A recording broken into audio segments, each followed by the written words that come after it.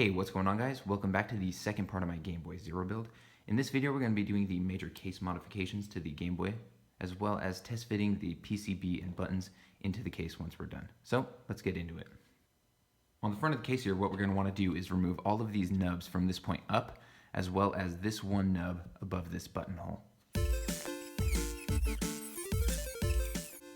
Once you have that done, we're going to move on to drilling the X and Y buttons. For that, my PCB board actually came with this template. So what we're gonna do is you're gonna get this screwed down over here. With the template on there, we're now gonna wanna take a drill and drill through the two holes. Once we have those two holes drilled, we're gonna take off the template from the back. We now want to take an assortment of drill bits, small to larger, and just slowly drill out this hole larger and larger.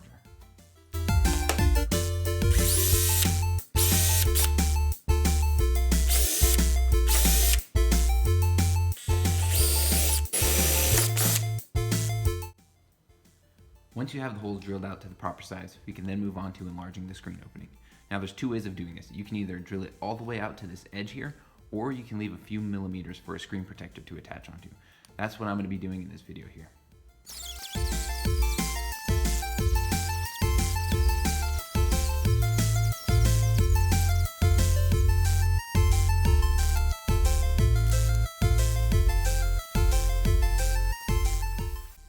And there we go.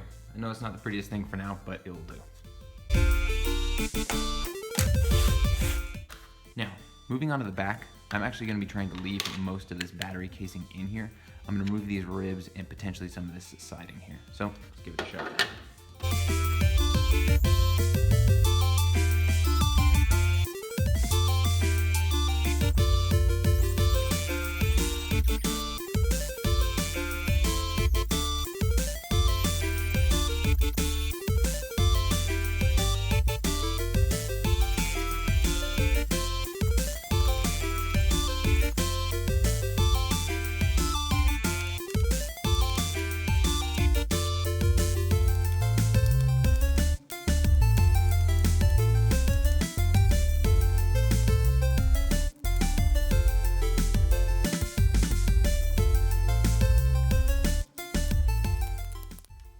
Now that the battery tray is pretty well cleaned out, I'm going to drill an opening in this bottom portion right here for the battery to slide down into.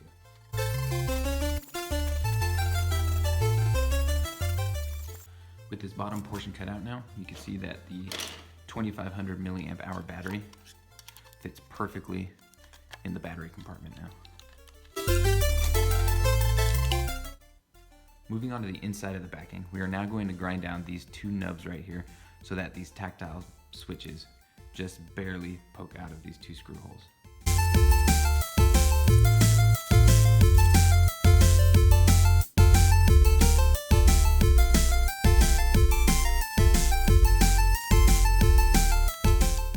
Now that I have both the L and R buttonholes drilled out, the last thing I need to do is grind half of this off for the Raspberry Pi to fit in here.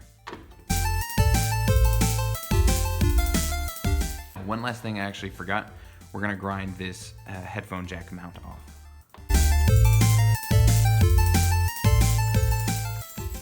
And there we go, we're now done with all the major modifications to the case. Now the last thing we're gonna do is test fit the buttons and the PCB in here.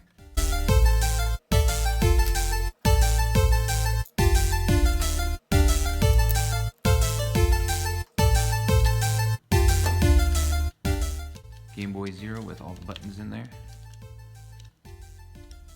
Now something I did notice, the X and Y buttons, you can see the pad flap in there, are extremely loose. So I'm gonna figure out a solution for that real quick. So what I did to solve the issue of the buttons being extremely loose was I took the screen that actually came with my Game Boy casing and I cut these little circles out of it. And then I took these little circles and I stuck them in the buttons as well as on the back of the D-pad. Now what this did was put enough pressure between the button and the PCB to make it feel like a nice factory button. Now, there it is. This is with the little spacers in between the buttons and the pad. You can see the pad isn't bouncing around anymore, and the buttons actually feel really nice. They have a lot of click to them.